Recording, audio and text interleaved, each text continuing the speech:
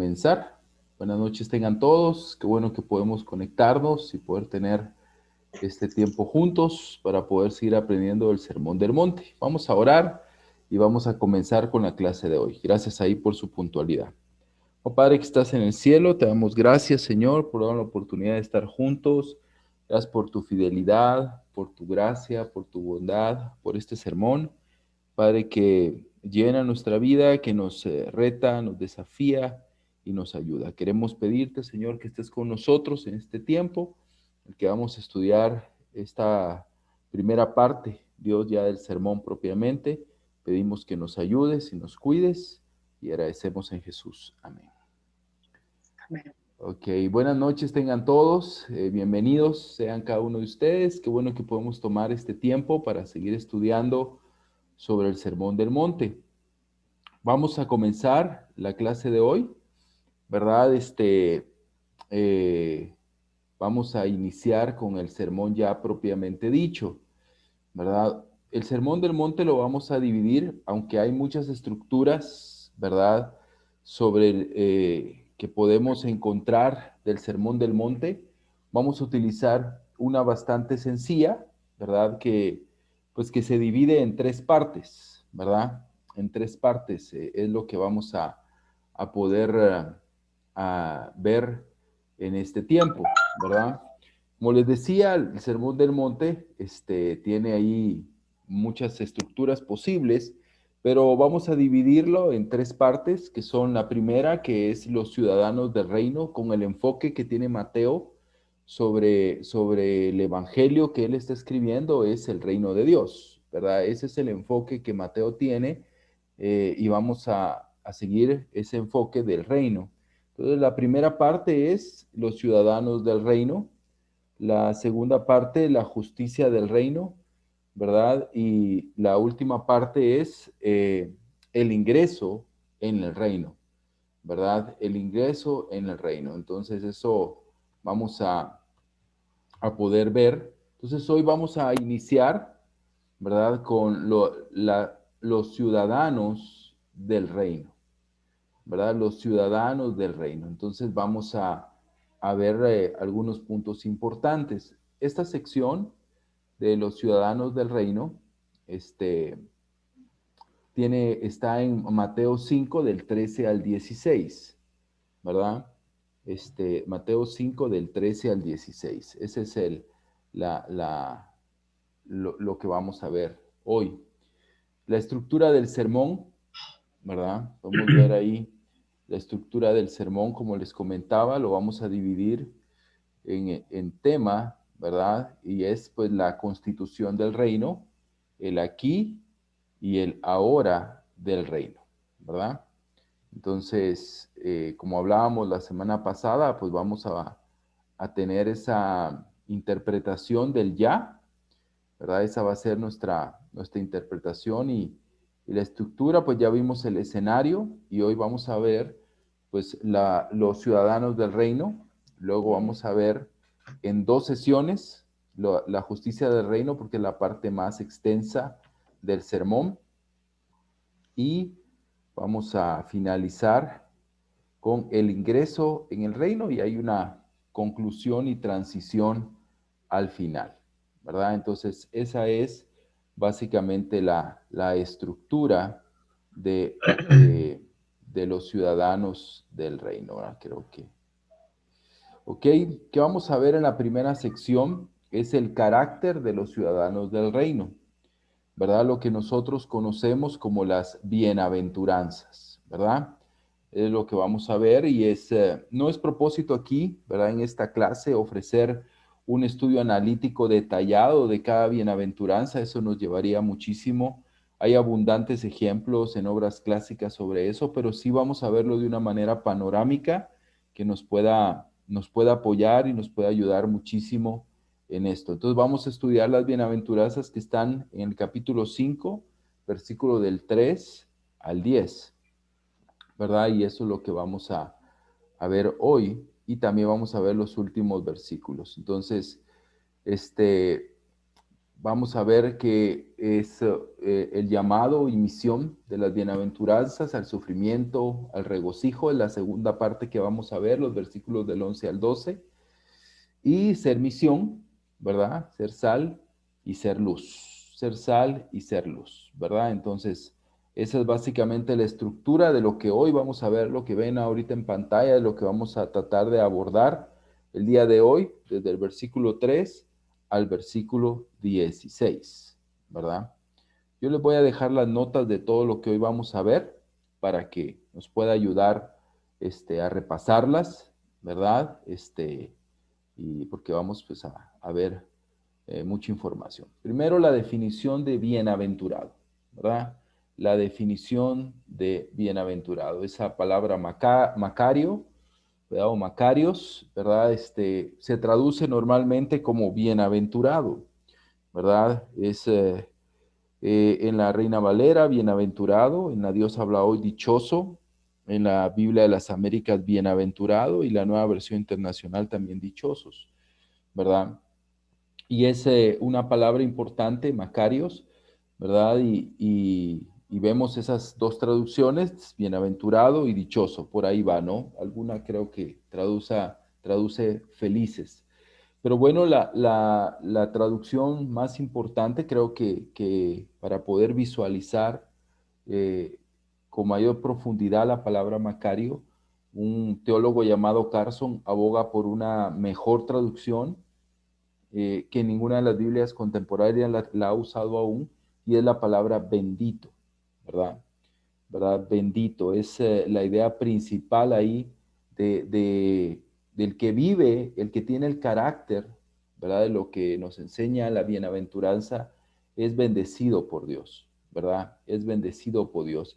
Aunque la traducción dichoso, bienaventurado, se entiende como feliz, ser alguien feliz, ¿verdad? Por lo general, los que son bienaventurados serán profundamente felices, pero las bienaventuranzas no pueden definirse o reducirse a la felicidad, ¿verdad? Porque en las escrituras Dios puede bendecir al hombre y el hombre a Dios también. Y esta dualidad nos enseña que un significado profundo de la palabra bendecido quiere decir fundamentalmente ser aprobado, ¿verdad?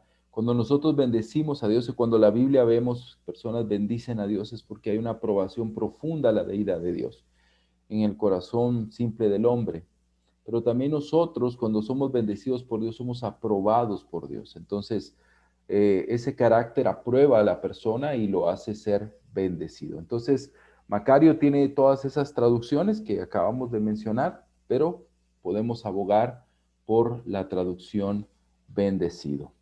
La estructura interna, ¿verdad? De cada bienaventuranza, este, aquí vamos a ver un poco de la estructura. Las bienaventuranzas, algunos dicen que son 8, otros dicen que son 9, ¿verdad? Pero vamos a detallarlas ahorita, más adelante, y vamos a ver por qué nosotros abogamos por un número específico, pero eso es lo de menos, ¿verdad? Aún como escuchamos en el audio de Martin O. Jones, uno de los audios es lo de menos. Lo importante es entender, ¿verdad? Una estructura que tiene cada una de las bienaventuranzas. Las bienaventuranzas tienen tres partes en su estructura. La primera, ¿verdad? Es la condición propia expresada con la palabra Macario, ¿verdad? Es bienaventurado, dichoso o bendito él, ¿verdad? Entonces, esa es la primera parte de la bienaventuranza. La segunda describe, la primera es Macario, la segunda describe, es la descripción de la persona, lo que llamamos el ciudadano del reino, la descripción del ciudadano del reino, ¿verdad?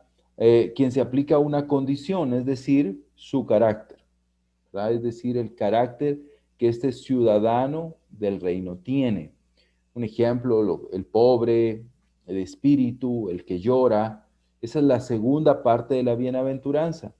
Y la tercera es la razón de la bienaventuranza. ¿Cuál es la razón? Y utiliza una partícula, ¿verdad? Que se traduce en una conjunción que está en nuestras Biblias, si es en la Reina Valera, la traduce porque, ¿verdad? Y en la Dios habla hoy también porque, en la Biblia de las Américas pues, y también en la Nueva Versión Internacional porque.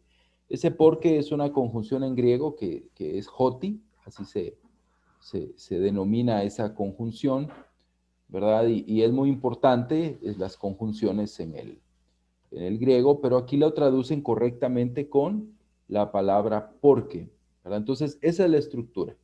Bienaventurado, todas la tienen, la descripción y la razón, ¿verdad? La razón.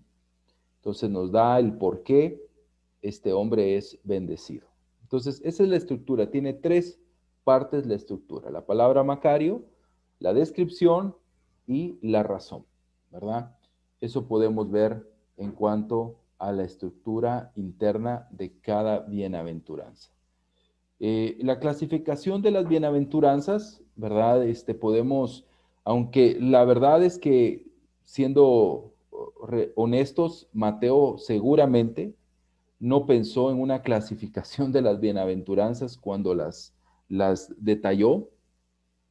Los intérpretes posteriores han creado artificialmente clasificaciones, ¿verdad? Y si citamos comentarios, podemos encontrar clasificaciones sobre las bienaventuranzas, ¿no? Pero son útiles. A veces las clasificaciones son útiles. Entonces, y nos pueden ayudar a poder visualizar, ¿verdad? Las bienaventuranzas tratan cuatro actitudes básicas. La primera es una actitud hacia nosotros, ¿verdad? Hacia nosotros. También una actitud hacia nuestros pecados, una actitud también hacia Dios y una actitud hacia el mundo, ¿verdad? Entonces, se puede dividir en actitudes, se pueden clasificar como en las actitudes que podemos tener, que son actitudes básicas que las vamos a ir viendo y las vamos a ir detallando en esto. Algo que es importante es que las bienaventuranzas son paradójicas, son subversivas, ¿verdad? O sea, realmente van en contra de la cultura, no solo bíblica, sino también van en contra de nuestra propia cultura, ¿verdad? Nuestra propia cultura, nuestra propia Latinoamérica y nuestra cultura occidental va en contra mucho de lo que las bienaventuranzas nos enseñan, ¿no? ¿Qué es lo que aprendemos? Martin Lloyd-Jones extrae 5 principios que nosotros podemos tener al estudiar las bienaventuranzas. Todos los cristianos deben de ser así. Ese es el primer principio. No, las bienaventuranzas no son para algunos, son para todos los cristianos, los ciudadanos del reino. Recuerda, son ciudadanos del reino. Los que ya viven en el reino deben de esforzarse por vivir así. También todos los cristianos deben manifestar todas las características que vemos y que detallaremos más adelante. Ninguna de estas descripciones se refiere a lo que podamos llamar una tendencia natural. Realmente ninguna. O sea, naturalmente no tenemos esas tendencias. No tenemos, ¿verdad? No estamos orientados a lo que las bienaventuranzas nos enseñan. Por eso es que son a veces chocantes para nosotros. Y marcan una diferencia entre lo esencial, ¿verdad? Marca la diferencia esencial y completa entre lo que es un cristiano y lo que no es un cristiano, ¿verdad? Entonces nos muestra quién es un cristiano y quién no es, ¿verdad? Y lo que también podemos deducir, hermanos, es que el cristiano y el no cristiano pertenecen a reinos diferentes, ¿verdad? Están en reinos distintos. Entonces las bienaventuranzas nos muestran el carácter que debe de tener un ciudadano del reino, un discípulo de Jesús, ¿verdad? Recuerda que entre la audiencia están los discípulos de Jesús. Entonces ya vimos cuáles son la definición de bienaventurado, la estructura interna de las bienaventuranzas, que se divide en tres: el Macario la bendición o la bienaventuranza, la descripción y la razón. Las clasificaciones diferentes que pueden haber y las que podemos orientar en cuanto a las actitudes y ese carácter, que es muy importante, que va en contra de nuestra propia naturaleza. Entonces vamos a entrar en materia en cuanto a las bienaventuranzas, ¿verdad? Vamos a entrar en materia en cuanto a las bienaventuranzas. Entonces, vamos a tratar de avanzar y luego vamos a tener pues un tiempo para poder hacer preguntas, si tuvieses preguntas, ¿verdad? O algunos comentarios finales, para no detenernos mucho y poder avanzar en todo esto porque es bastante. La primer bienaventuranza, los pobres de espíritu. Versículo 3, bienaventurados los pobres de espíritu, porque de ellos es el reino de los cielos. ¿Ok? En la historia de la interpretación de esta bienaventuranza se ha definido los pobres de espíritu con aquellos que están convencidos de su pobreza espiritual, ¿verdad? Y eso es lo que históricamente se cree, ¿verdad? De que los pobres de espíritu están convencidos de que son mendigos, ¿verdad? Y que necesitan de un proveedor, de un dador, ¿verdad? Este pobre ha llegado a ser consciente de su necesidad, está consciente de su naturaleza de pobreza espiritual, ¿verdad? La NBI, un ejemplo, lo traduce como los pobres de espíritu, pero hay una versión, ¿verdad? Que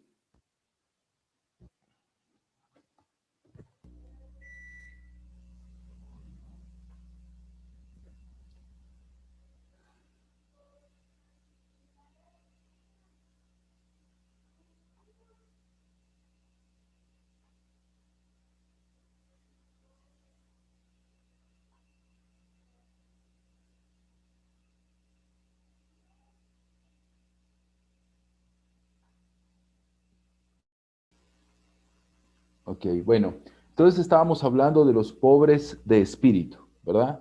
De los pobres de espíritu. Entonces, lo que vemos acá es esas personas o los ciudadanos del reino que reconocen su necesidad de Dios, ¿verdad? Y eso es lo que históricamente hemos conocido, ¿verdad? Esa necesidad es como el escalón, digámoslo así, más bajo de toda una escalera, pero hay personas que han agregado últimamente significados que enriquecen el término, ¿verdad? Y ha habido un esfuerzo también por cruzar el Antiguo Testamento, hacer ese puente, mejorar el puente entre el Antiguo y el Nuevo Testamento. Y es aprender quiénes eran los pobres en algunos pasajes del Antiguo Testamento. Y algunos pasajes, como el Salmo 37, Salmo 40, Salmo 86, Salmo 109, ¿verdad? Sofonías, nos enseña que el pobre no solo es la persona que tiene esa condición de humildad, sino una persona que es justa, ¿sí? Es una persona que es recta, que es íntegra, que es fiel. No solo reconoce su necesidad de Dios, sino ese pobre de espíritu es una persona que está cerca de Dios, ¿sí? Cerca de Dios. Una persona que tiene esa cercanía con Dios. Entonces, enriquece estudiar el término también desde la perspectiva del Antiguo Testamento y estas escrituras de los Salmos y Sofonías son escrituras que eran muy utilizadas en los tiempos de Jesucristo. Jesús citó mucho los salmos. Entonces, los pobres de espíritu, ¿quiénes son? Los que reconocen su necesidad espiritual, los que reconocen su posición delante de Dios, pero también los que se esfuerzan por vivir de una manera justa, de una manera recta, de una manera íntegra, ¿sí? ¿Cuál es la recompensa de los pobres de espíritu? La recompensa es el reino de los cielos, ¿sí?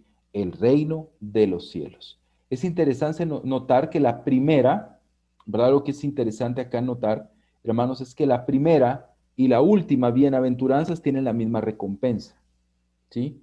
Tienen la misma recompensa, ¿verdad? Tienen la misma recompensa que es este, el reino de los cielos. Y es muy importante porque aquí nos enseña que hay algo que le llaman inclusio. Un inclusio es como dos corchetes, ¿verdad? Como dos paréntesis que encierran una misma idea. Entonces, se cree que la primera y la última bienaventuranza son un inclusio. O sea, que todo es una misma idea, ¿verdad? Y eso nos va a ayudar para poder visualizar dónde terminan las bienaventuranzas, ¿verdad? Entonces, hermano, lo que aprendemos en esta bienaventuranza es que la total dependencia en Dios que los pobres tienen no esperan nada más, nada de sí mismos, sino solo de Dios.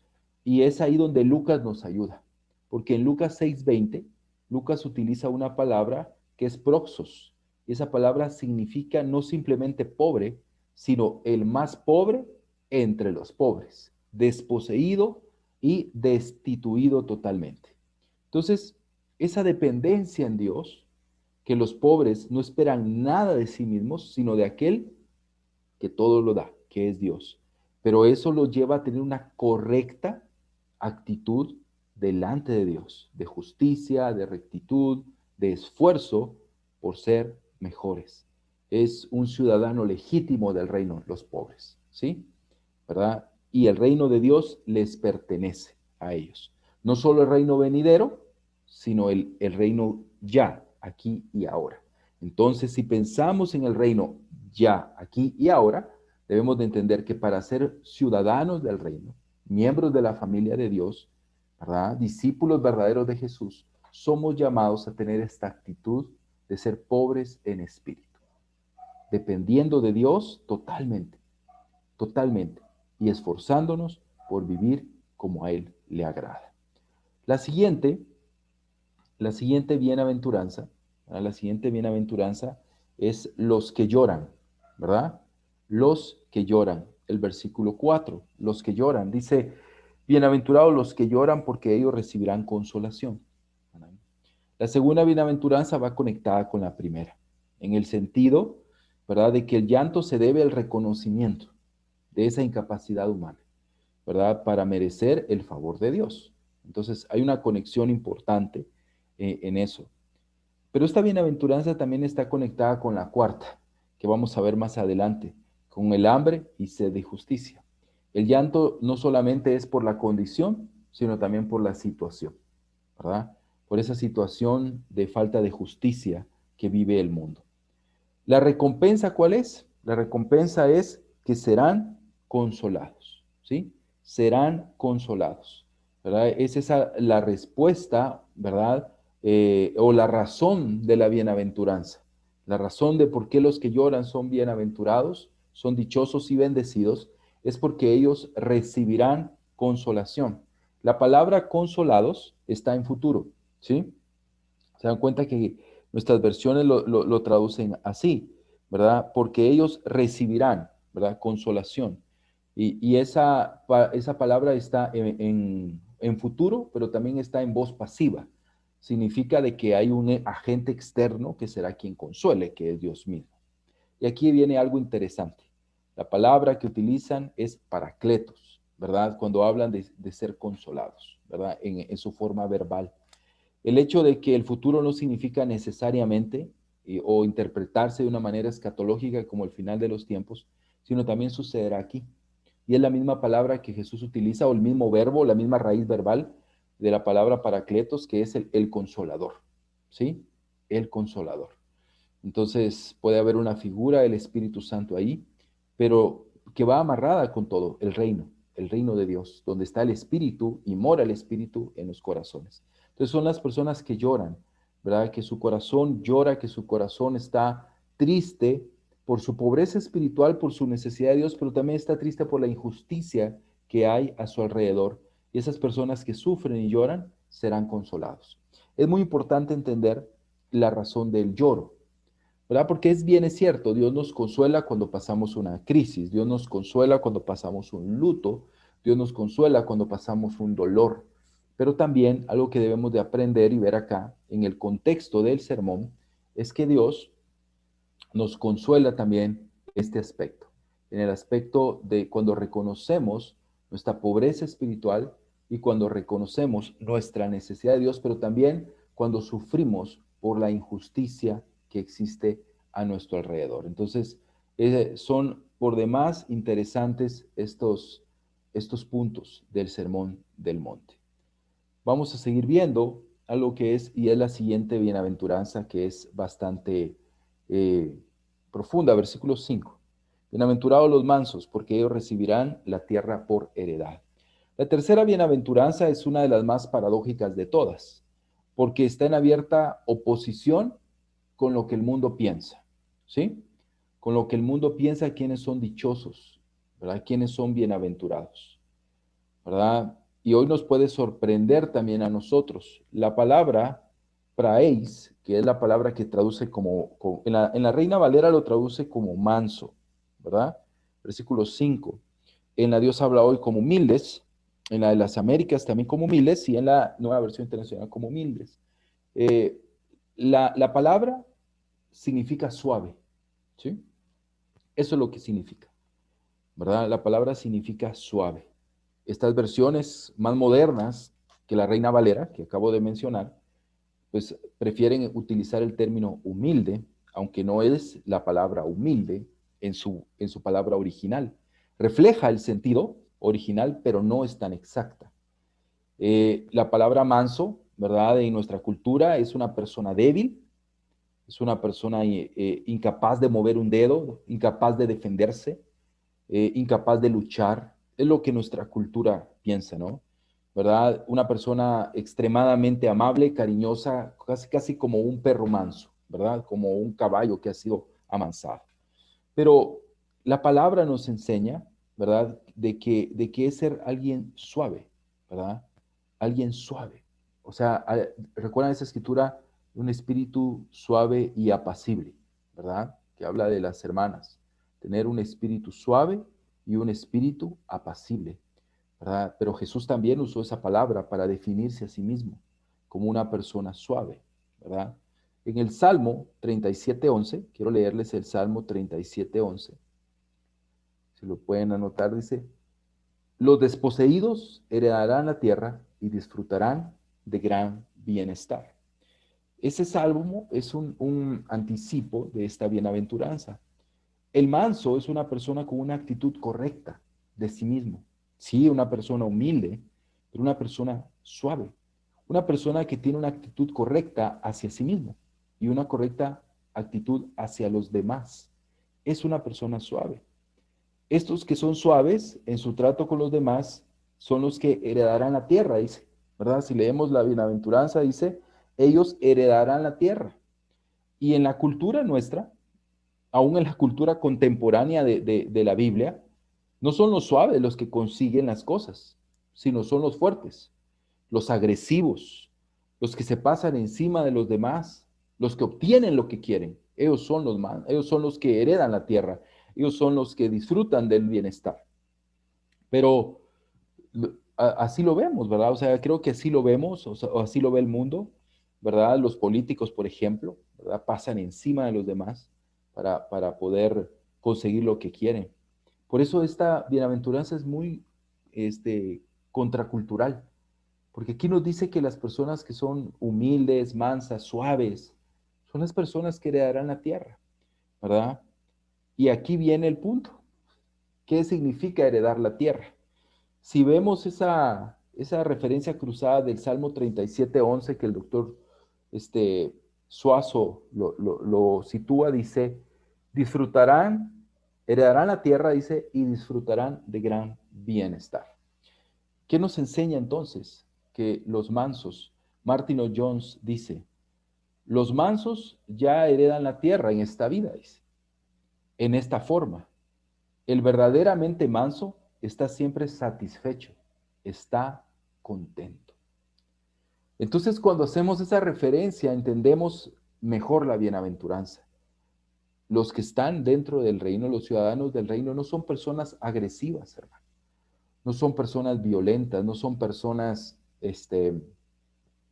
que tratan con dureza a los demás y no significa que son personas que los demás pasan encima de ellos. No, vamos a seguir leyendo el Sermón del Monte, lo que nos enseña.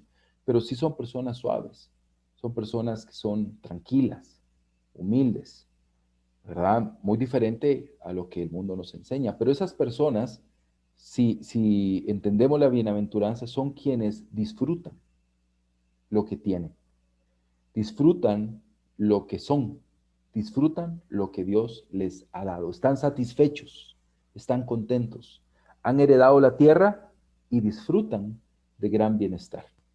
Y esto es real, no solo vemos personas que son ricas y personas que se enriquecen todos los días, que ganan en un día lo que tú y yo ganamos en un año, pero no son felices, no lo disfrutan. Pero los mansos, los humildes, que son ciudadanos del reino, tienen ese principio de mayordomía llamado contentamiento, ¿verdad? Y eso es muy importante. Vamos a ver la siguiente bienaventuranza. Los que tienen hambre y sed de justicia. Versículo 6. Bienaventurados los que tienen hambre y sed de justicia, porque ellos serán saciados, ¿verdad? Ellos serán saciados. Esta es la primera vez que aparece esta palabra importante en el sermón, y es la palabra justicia, dikaiosune. Es una palabra muy, muy importante, ¿verdad? Dentro del Sermón del Monte, y lo vamos a tocar en las siguientes secciones. Debemos entender un poco la figura primero de hambre y de sed, ¿sí? Que es lo que dice, los que tienen hambre y sed. Jesús utiliza aquí esto y aquí lo que está utilizando, ¿verdad? Es un lenguaje figurado, ¿verdad? Como ya aprendimos, es un lenguaje figurado. Ambas, el hambre y la sed, son necesidades humanas ¿qué? ¿Secundarias o primarias? Sabemos que son primarias, son las necesidades básicas y primarias. Creo que después de respirar, son las más primarias. Para satisfacer ambas, los seres humanos se esfuerzan. No sé si alguna vez tú has estado de verdad con sed. O sea, de verdad tener hambre en serio. O sea, porque a veces decimos, ay, tengo hambre, pero no, no, o sea, hambre, hambre, hambre, hambre, ¿verdad? Tal vez cuando subiste un volcán, tal vez cuando corriste una carrera, tal vez cuando tuviste unas jornadas extenuantes de trabajo en las que no has ni siquiera podido comer, o un día de mucho calor y has estado horas sin tomar agua y tú no quieres una Coca-Cola, no estás, tú quieres agua, agua y sabe tan rica, ¿verdad? O sea, estás dispuesto a esforzarte por encontrarla. Es lo que Jesús tiene en mente. Tener hambre y sed no es una acción pasiva, es una acción activa, ¿verdad? El que tiene hambre y que tiene sed se esfuerza. Entonces es importante. Nosotros nos esforzamos, así como nosotros nos esforzamos por satisfacer las necesidades de comer y beber, debemos esforzarnos por satisfacer la necesidad primaria de la justicia. Aquí nos habla de que no es hambre de comida ni sed de bebida, sino así como la comida y la bebida son primarias, así la justicia debe de ser primaria, ¿sí? Y pueden haber muchas maneras de enfocar lo que es la justicia, ¿sí? Lo que es la justicia. Entonces, es muy importante porque en la mentalidad primaria, digámoslo así, la interpretación primaria sobre la justicia, podemos entender y pensar que es rectitud, y tiene parte de eso, ¿verdad? Tiene parte de ser recto, ¿verdad? De tener rectitud. Entonces tiene esa hambre y esa sed de justicia, un hombre justo, ¿verdad? Recuerdan la figura, un hombre justo es un hombre recto, pero no solamente tiene esa visión. Vamos a leer dos escrituras. Job, capítulo 29. Puedes anotarlo. Job 29, versículo del 12 al 17. Mira lo que dice Job. Job es un hombre justo, ¿recuerdan? ¿Verdad? ¿Cómo era definido Job como un hombre justo? Un hombre que no pecaba, ¿verdad? Es como has visto a mi siervo Job, no hay nadie como él. Es un hombre justo, un hombre recto, un hombre que no peca, ¿verdad? O que se esfuerza muchísimo por no pecar. Entonces esa es la idea que tenemos de Job. Pero veamos su visión de Job en cuanto a la justicia también. Versículo 12 al 17. Si el pobre recurría a mí, yo lo ponía a salvo, y también al huérfano, si no tenía quien lo ayudara. Me bendecían los desahuciados, por mí gritaban de alegría. El corazón de las viudas, de justicia y rectitud, me revestía. Ellas eran mi manto y mi turbante. Mira el versículo 14, lo voy a volver a leer. De justicia y rectitud me revestía. Ellas eran mi manto y mi turbante. Para los ciegos fui ojos, para los oídos sus pies. Fui padre de los necesitados y defensor de los extranjeros. A los malvados les rompí la cara, de sus fauces les arrebaté la presa. ¿Qué vemos en Job? Job no solamente era una persona íntegra, Job no solamente era una persona honesta, generosa y compasiva. Lo más importante es que estaba comprometido con luchar por la justicia, ¿sí? Por luchar por lo que era justo, es decir, salvar al pobre. Esa era su visión, salvar al desvalido, ser voz para los que no tienen voz, ¿verdad? Salvar al desvalido de las garras, dice, del opresor. A los malvados le rompí la cara, de sus fauces le arrebaté la presa. Entonces vemos en Job algo muy importante, ¿verdad? El tener hambre y sed de justicia no solamente es ser una persona honesta, una persona íntegra y recta, sino también luchar por lo que es verdaderamente justo, por luchar por la justicia, por no tener una actitud pasiva ante las injusticias. Obviamente, a veces no tenemos esa actitud pasiva cuando los que somos tratados injustamente somos nosotros. Pero Jesús, cuando fue él tratado injustamente, él tuvo pasividad. No se defendió, dice la Biblia, sino se encomendó a Dios. Pero cuando se trataba de defender a los demás, vemos la actitud de Jesús, ¿verdad? La mujer adúltera, cómo la defendió, ¿verdad?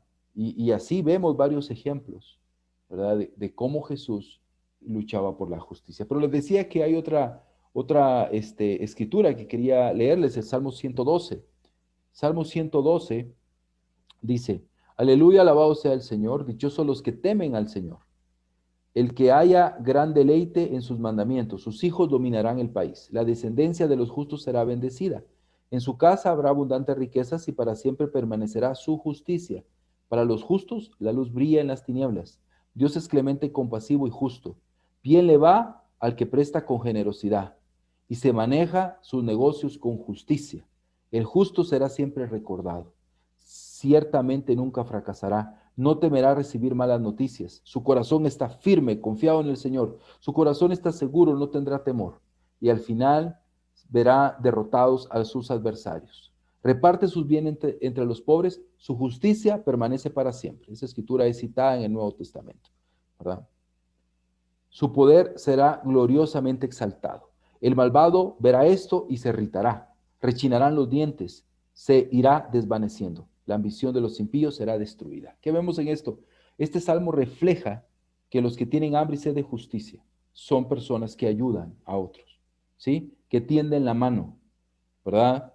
Que ayudan a los demás, ¿verdad? Nos ayuda a entender que la justicia, la bienaventuranza de ser justos, ¿verdad? De ser hombre que tiene hambre y sed de justicia, abarca mucho más, mucho, mucho más. No solamente es el sentido de ser íntegro y recto, sino luchar por los pobres, luchar por los desvalidos, ayudar a las personas que están siendo tratadas injustamente según nuestras posibilidades, ¿verdad? Según nuestras posibilidades. Entonces es una bienaventuranza bastante profunda y fuerte y vemos que ¿cuál es la razón? ¿Por qué son bienaventurados? Dice, porque serán satisfechos, porque serán saciados, ¿verdad? Estas personas que luchan, estos ciudadanos de reino, cuando luchamos por la justicia, sentiremos paz, estaremos saciados, estaremos satisfechos, seremos felices, hermano. Porque a veces estamos dentro de la iglesia y no sentimos plenitud en nuestro corazón, porque vivimos para nosotros mismos, porque vivimos para nosotros nada más. Pero el que tiene hambre y sed de justicia, vemos que la actitud no es para con uno, es para con los demás. Es para poder ayudar a los demás. Vamos a seguir. La siguiente bienaventuranza, la quinta, los misericordiosos. Versículo 7. Bienaventurados los misericordiosos porque ellos alcanzarán misericordia. La misericordia siempre tiene que ver con actitudes, con acciones a favor de otros, no con sentimientos. ¿Sí? Eh, ver la necesidad del que está sufriendo. De eso se trata, no de una actitud pasiva, ¿no? Vemos cuando Jesús dice, Jesús sintió compasión o Jesús sintió misericordia. No es un verbo, ¿sí? Es un verbo, es movido a compasión, ¿sí? Movido a. Entonces, la misericordia es una acción, no es un sentimiento. No es ver a alguien y decir, pobrecito, ¿verdad? Ah, la que mal está yendo. Pobrecito, me da tanto dolor. Voy a orar por él, ¿verdad? No, sino más bien actitudes, acciones a favor, ¿sí? A favor de otros. Obviamente, principalmente de los que están en necesidad, de los que están sufriendo, ¿verdad? La justicia esta obviamente está amarrada con la bienaventuranza anterior, ¿verdad? Con la justicia, porque la justicia incluye esto, misericordia, y compasión. ¿Y cuál es la razón por la que ellos son bienaventurados? Es porque ellos alcanzarán misericordia. Esa es la razón por la que ellos son bienaventurados, porque alcanzan misericordia. Ok, denme un segundo, solo voy a hacer algo aquí en mi computadora.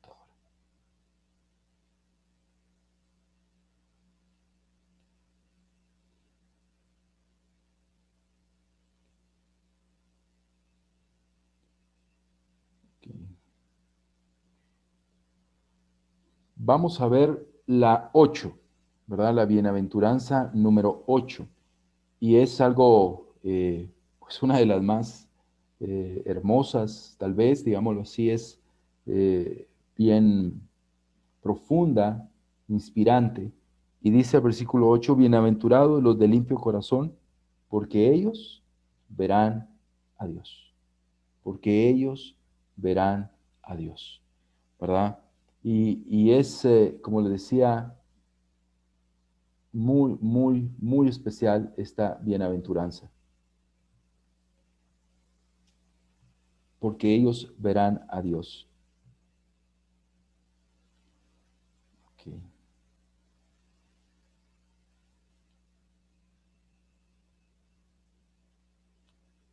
Perdón, ¿me escuchan ahí? Sí, sí, sí, Pablo. Pablo, te escuchamos. Ok, gracias. Escuchamos bien. Ok, muchas gracias. Ok, bienaventurados los de limpio corazón, porque ellos verán a Dios. El mismo Sermón del Monte desarrolla esta idea de los de limpio corazón más adelante y lo vamos a ver ya cuando veamos la siguiente sección.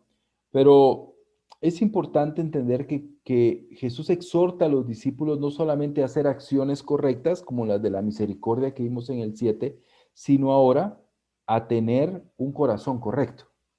Y cuando hablamos de limpio corazón, hay algo importantísimo acá, y es las motivaciones, ¿sí? Las motivaciones. A veces, como tú y yo hemos caído en ese error, hemos hecho cosas buenas con la motivación incorrecta, ¿sí o no? ¿Verdad? Hemos ayudado a una persona o hemos ido a una actividad de Hope, de ayuda a los necesitados, pero para sentirnos bien nosotros. Y nos sentimos bien, obviamente, ¿quién no, verdad? Pero a veces esa es la motivación. Pero los de limpio corazón expresa que Jesús pronuncia su bendición sobre personas cuya manifestación exterior, o sea, sus acciones, está en armonía con su disposición interior, sus motivaciones. ¿Sí? ¿Cuál es la motivación por la cual hacemos las cosas? ¿Sí? ¿Qué es lo que nos motiva a hacer las cosas? Entonces, eso significa alguien de un limpio corazón, ¿verdad? ¿Por qué hago las cosas? ¿Cuál es mi motivación? ¿Verdad? ¿Cuál es la motivación que yo tengo para hacer las cosas? La recompensa parece la mejor de todas, ¿verdad? Dice que ellos verán a Dios. Ellos verán a Dios, la más excelsa de las recompensas, ¿verdad? Por eso hay tanto gozo, tanta bienaventuranza en un limpio de corazón. Pues se siente tan bendecido. ¿Por qué? Porque verá a Dios. Obviamente aquí se refiere en primera instancia, hermanos, no solamente al día que veremos a Dios, ¿verdad? Que también está en futuro, sino también a esa manifestación de Dios, ese reconocimiento, esa revelación de Dios, al tener una intimidad con Dios, ¿verdad? Sí, la visión de escatológica del fin del mundo, pero también el creyente tiene ese anhelo de ver a Dios un día. Pero hoy también lo vemos a través de su palabra, a través de la iglesia, ¿verdad? Entonces vemos a Dios en todo momento, ¿verdad?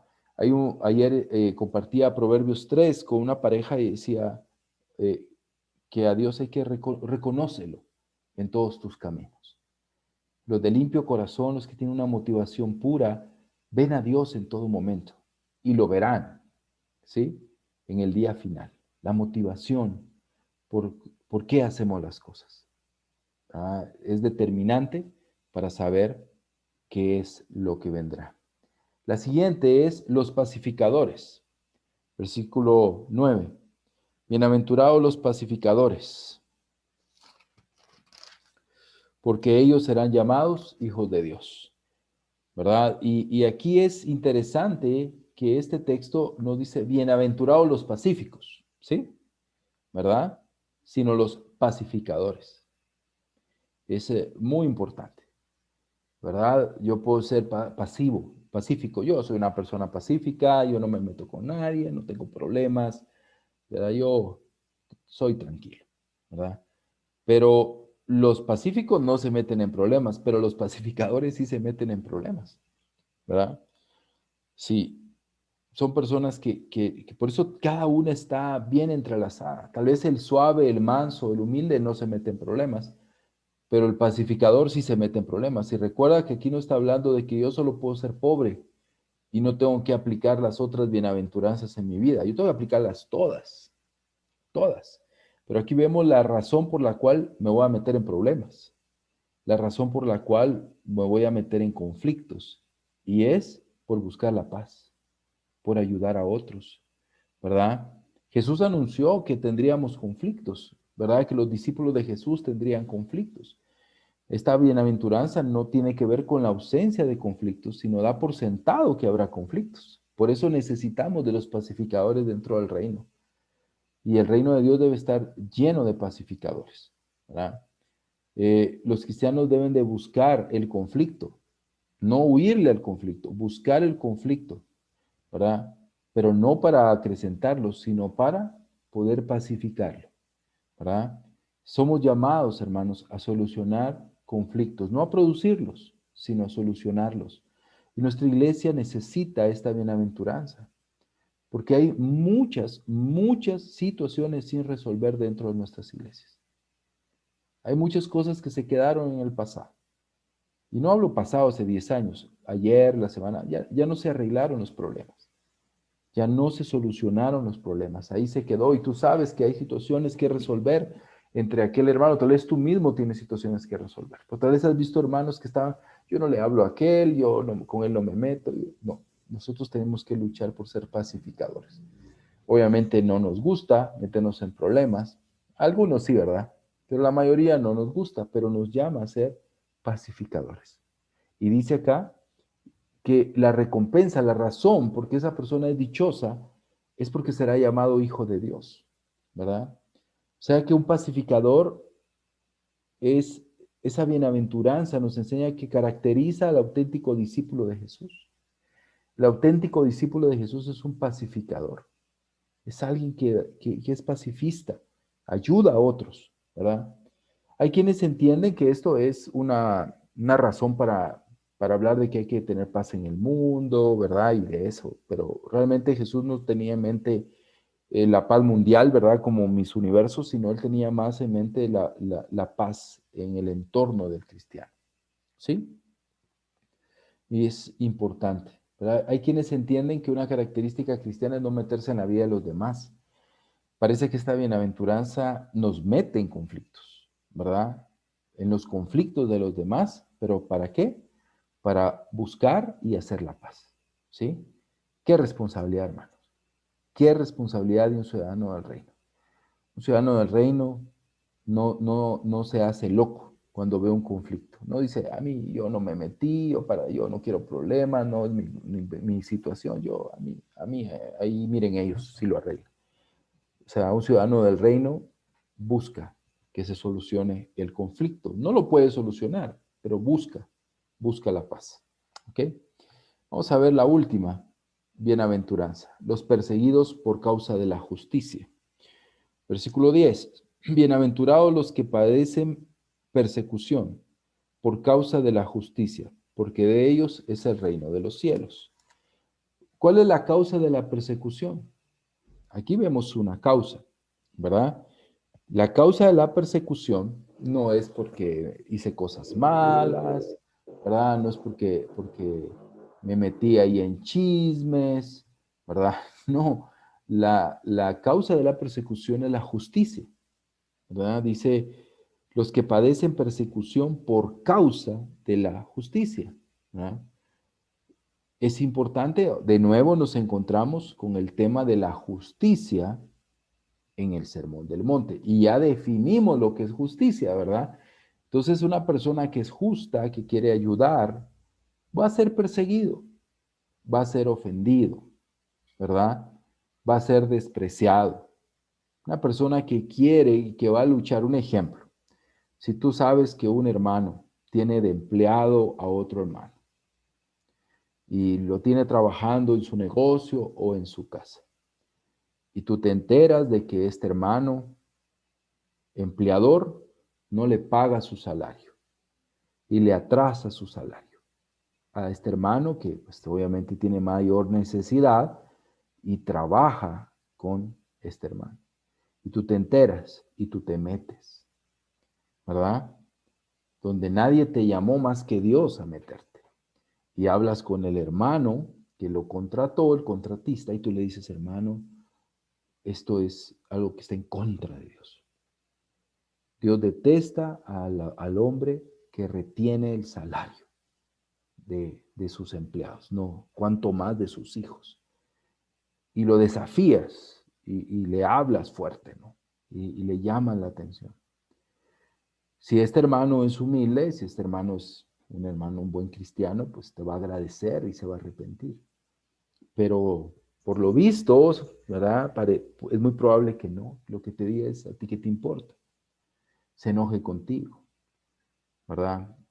Empieza a hablar mal de ti, se separe de ti, ya no sea tu amigo. Entonces buscaste justicia y te ganaste un enemigo, ¿sí? Te ganaste un enemigo, te ganaste un hermano que ahora ya no te quiere, ya no te aprecia, ¿verdad? Y es por dar un ejemplo, ¿verdad? Es por dar un ejemplo. Entonces, de eso trata. Vas a ser perseguido, la palabra perseguido puede ser despreciado, lastimado, ofendido, ¿verdad? Por causa de la justicia, por meterte a hablar, ¿verdad? A defender la causa de, de una persona que está sufriendo. Entonces, eh, hay dicha en la persecución.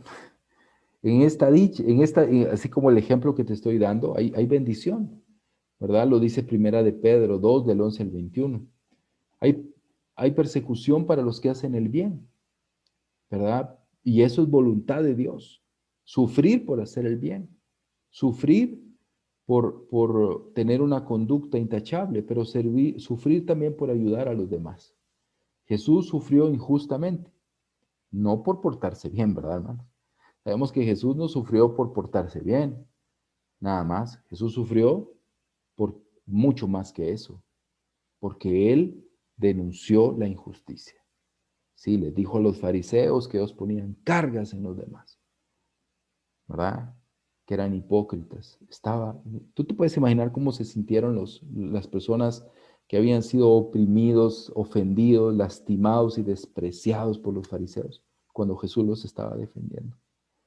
Y seguramente pues eso le causó la muerte a Jesús, ¿verdad? Entonces vemos acá, y aquí aparece de nuevo el inclusio, ¿verdad? Los perseguidos por causa de la justicia. Entonces, ¿qué vemos? Aquí vemos 1, 2, 3, 4, 5, 6, 7, 8 bienaventuranzas, ¿verdad? Entonces, no hay 9 ni 10 y ahorita te voy a explicar por qué. Pero aquí terminamos esta parte. Aquí definimos, si tú puedes ver, en estas 8 cualidades: pobre espíritu, los que lloran, los suaves, los que tienen hambre y sed de justicia, los misericordiosos, los de limpio corazón, los pacificadores y los perseguidos por causa de la justicia, ellos son los ciudadanos del reino. ¿Sí? Ellos son los ciudadanos del reino.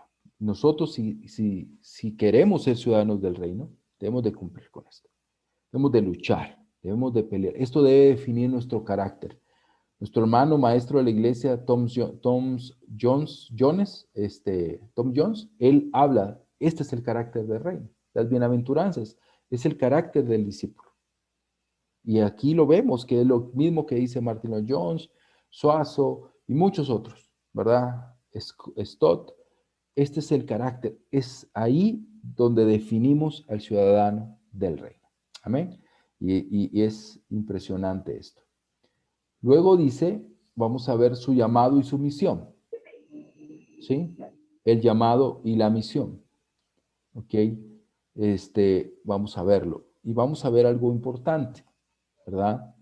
Y el sufrimiento. Versículo 11 dice, bienaventurados sois cuando por mi causa os vituperen y os persigan y digan toda clase de mal contra vosotros, mintiendo. ¿Verdad? Eso dice el versículo 11. Y el versículo 12 dice, gozaos y alegraos, porque vuestro galardón es grande en los cielos, porque así persiguieron a los profetas que antes fueron que vosotros. ¿Qué vemos acá, hermanos? Versículo 11 y 12, algunos lo incluyen dentro de las bienaventuranzas, ¿sí? Algunos lo incluyen ahí, ¿verdad? Pero hay algunos elementos que nos hacen ver que no. Lo primero es el inclusio, ¿sí? ¿Cómo empieza la justicia? Ok, siempre les encargo ahí sus micrófonos, gracias. La justicia, ¿verdad? Eh, cómo habla de el reino de los cielos en la primera bienaventuranza y el reino de los cielos en la última bienaventuranza, en la octava. Entonces, estas dos que aparecen acá no son bienaventuranzas y te voy a dar las razones, ¿verdad? Aunque han pensado muchos que los versículos 11 y 12 es la continuación de la bienaventuranza, por varias razones no es así. Primero, los versículos no tienen la misma estructura, ¿sí? No tienen la misma estructura que las bienaventuranzas, ¿verdad? ¿Recuerda la estructura interna? ¿Verdad? Hay una estructura interna. Entonces, no cumplen con esa estructura interna. Número dos, aquí el verbo aparece en segunda persona. En cambio, en las bienaventuranzas aparece en tercera persona. Entonces, aquí aparece en segunda persona. Y también en el texto griego, ¿verdad? La bienaventuranza más grande, que es la del versículo 10, tiene 12 palabras. Y aquí encontramos 36 palabras, ¿verdad? Entonces, por esas razones, no es parte, no, yo concuerdo con esta interpretación, no es parte propiamente de las bienaventuranzas. Obviamente, viene de la última bienaventuranza, ¿verdad? Es como esa transición e inclusión de la bienaventuranza, pero nos enseña varias cosas, ¿verdad? Varias cosas, y es el llamado al sufrimiento y el regocijo. Entonces, eso es lo que primero que vamos a ver en esta última parte de la clase, el llamado al sufrimiento. La razón de la persecución, ¿verdad? Ya la vimos, es Jesucristo mismo, ¿verdad? Porque aquí dice el versículo 11, cuando por mi causa, ¿verdad? Dichosos ustedes, dice la Dios habla hoy, cuando la gente los insulten y los maltraten, ¿verdad? Y cuando por causa mía los ataque. Aquí Jesús dice, por mi causa. Hay dicha en sufrir por Cristo, ¿verdad? En sufrir por Cristo hay dicha. Luego el versículo 12, ¿verdad? Utiliza, dice, gozaos y alegraos, ¿verdad? Significa alégrense grandemente, ¿verdad? ¿Recuerdas cómo salieron ahí en Hechos 4 los apóstoles después de haber sido azotados y ofendidos por causa de Cristo? ¿Cómo salieron de la presencia de la Junta Suprema? Salieron gozosos. Ahí vemos una aplicación de esta escritura. La razón de la alegría no es la persecución, ¿verdad? No es como, ay, no es ser masoquista, ¿verdad? Ay, yo quiero sufrir, porque sabemos cuando estudiamos la historia de la iglesia que aún creció como esa idea, ¿verdad? Algunos cristianos hasta buscaban el martirio, ¿verdad? Lo buscaban, se sentían que no eran buenos cristianos si no sufrían físicamente. Pero no es de esto, o sea, el sufrimiento no es momento, no es tal vez el gozo, el sufrir, sino más bien la recompensa, ¿verdad? Porque dice, gozaos y alegraos, o alégrense y estén contentos, porque van a recibir un gran premio en el cielo, ¿verdad? Esa es la razón del gozo, del regocijo, que vamos a recibir un gran premio en el cielo, ¿verdad? Entonces, aquí vemos ese llamado. Tenemos que estar dispuestos a sufrir por Cristo. Vuelvo a lo mismo. Hermano, está sufriendo, pero porque se metió a deudas. Está sufriendo, pero porque se metió a problemas. No, de esto no está hablando. Aquí está hablando, hermano, que lo despidieron porque es un cristiano y no está dispuesto a faltar domingos a la iglesia. Y se quedó sin trabajo, ¿verdad? Este hermano está sufriendo porque sus amigos lo desprecian, porque él no está dispuesto a ofender a Jesús, ¿verdad? Y lo rechaza. ¿verdad? Entonces, pero debe sentir el gozo, porque es por causa del Señor, y el regocijo por la recompensa que ha de recibir. Entonces, ese es el llamado. Vamos a concluir, entonces, en la misión. Ser sal y ser luz. La misión de los discípulos. Ser sal y ser luz. 13 al 16. Dice, ustedes son la sal de la tierra, pero si la sal se vuelve insípida, ¿cómo recobrará su sabor? Ya no sirve para nada, sino que para que la gente la deseche y la pisotee. Ustedes son la luz del mundo. Una ciudad en lo alto de una colina no puede esconderse, ni se enciende una lámpara para cubrirla con un cajón. Por el contrario, se pone en la repisa, para que alumbre a todos los que entren en la casa. Hagan brillar su luz delante de todos, para que ellos puedan ver las buenas obras de ustedes y alaben al Padre que está en el cielo. Aquí hay algo importante en esta. John Stott dice, si las bienaventuranzas describen el carácter esencial de los discípulos de Jesús, las metáforas de sal y luz indican su influencia bienhechora en el mundo, ¿sí? El impacto que podemos tener en el mundo, ¿verdad? Estas metáforas de la sal y la luz aparecen usadas por Jesús en otros momentos. Mateo 13 lo utiliza mucho. Aquí, si juntamos las bienaventuranzas con estos versículos, encontramos que vosotros, en los versículos 13 y 14, ¿verdad? Vosotros está en segunda persona, ¿ok? Y las bienaventuranzas recuerdan que están en tercera persona, pero aquí están en segunda persona. Entonces, lo que podemos caer en esto, ¿verdad? Es que está dirigiéndose, recuerdan que hay mucha audiencia, ¿no? ¿Verdad? Hay mucha audiencia. Entonces, como que esa parte acá que está directamente en segunda persona está dirigiéndose a sus discípulos, a sus discípulos. Entonces, la primera figura, la sal, ¿verdad?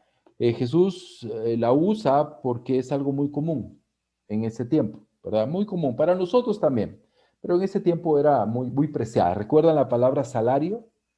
¿Verdad? Nuestra palabra salario viene de sal porque les pagaban a los soldados romanos con sal, ¿verdad? O sea, era valiosa también en ese tiempo. Tenía varios usos. La sal era preservante, ¿sí? Era un uso importante. Ellos no tenían refrigeradoras. Entonces la carne que hacían, pues la salaban para preservarla, para poder guardarla, ¿no?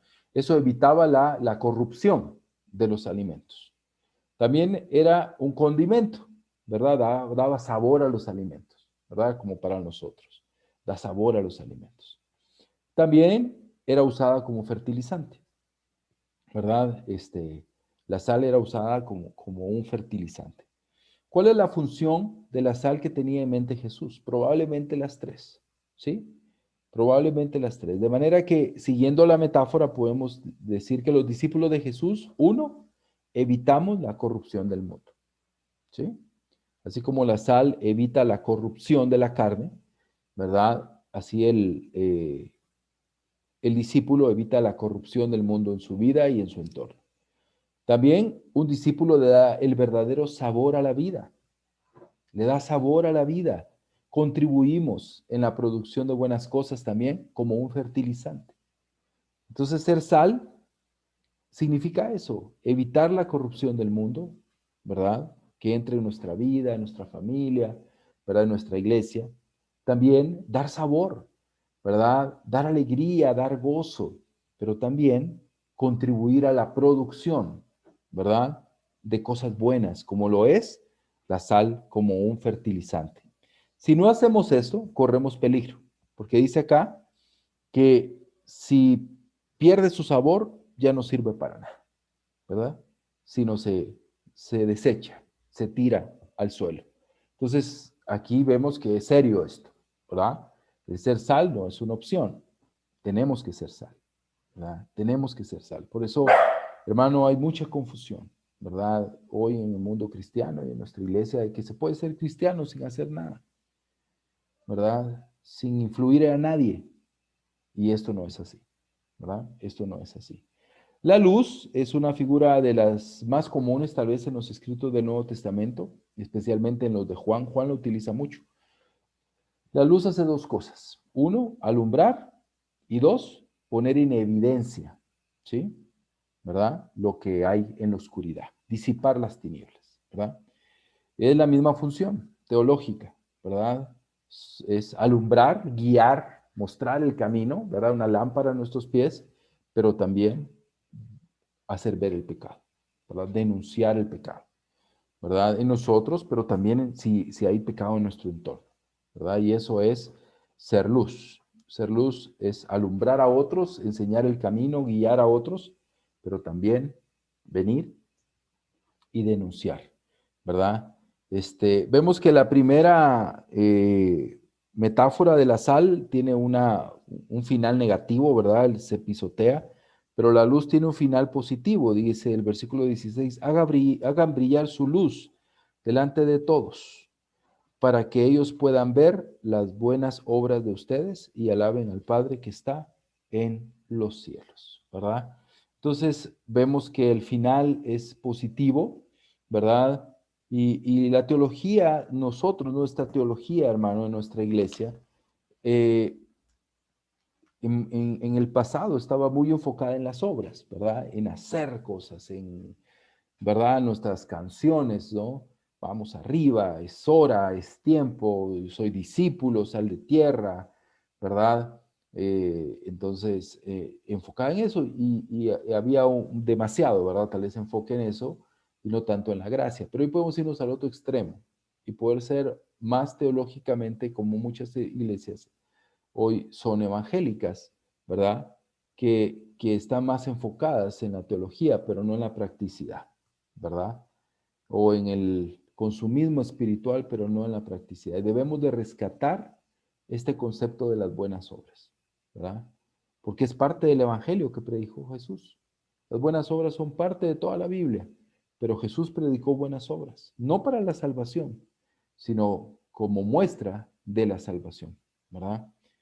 ¿Qué es lo que ven los hombres cuando observan una iglesia cristiana hoy en día? Aún puede ser hasta nuestras propias iglesias.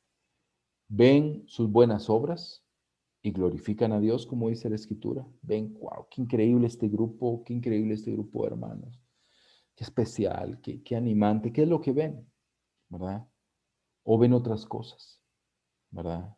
Ven actividades religiosas, pleitos, contiendas, orgullo, vanagloria, luchas de poder, ¿verdad? Egoísmo, una vida social. Yo creo que esa vida social ha infectado, la verdad, nuestra iglesia y a veces hay más vida social de vamos a comer, vamos a pasear, vamos a divertirnos, a pasarla bien, a divertirnos sanamente y no a ser sal y ser luz, ¿verdad? ¿Qué es lo que ven los demás? Lo que Jesús subraya son las buenas obras, ¿verdad? Y este es un tema sobresaliente en el Sermón del Monte y lo vamos a ver en la siguiente sección, que es bastante amplia, que la vamos a ver en dos martes. Entonces, hermanos, es muy importante este aspecto, ¿verdad? Y es muy importante esta visión, ¿verdad? Los ciudadanos del reino tienen el llamado a vivir por Cristo, eso les traerá sufrimiento, pero ese sufrimiento no se quedan ahí, sino se regocijan por la promesa. Pero también tienen una misión, la misión de ser sal y la misión de ser luz, ¿verdad? Que esa sea la misión de nuestras iglesias, ¿verdad? Entonces, esto es lo que les quería compartir el día de hoy.